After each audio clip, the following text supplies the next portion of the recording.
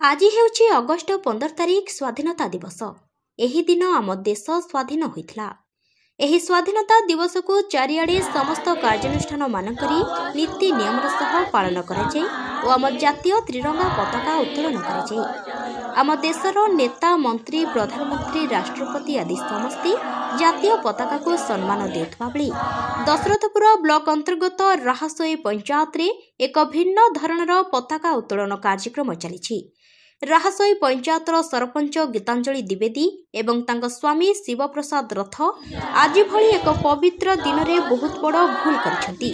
पताका उत्तोलन कार्यक्रम को भूल प्रक्रिया रे मनरेगा भावे संपन्न करिसेंती।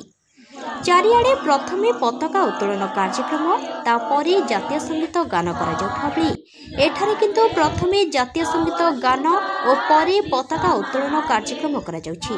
एहा आम जातीय पताका को असम्मानित करागला भली दृश्य आज आमको देखिबाकु मिलिछि।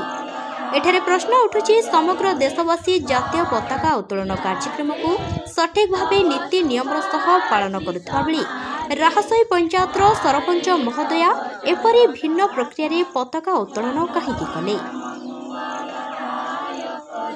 जाजपुर अशोक पतिଙ୍କ रिपोर्ट जयदेव न्यूज।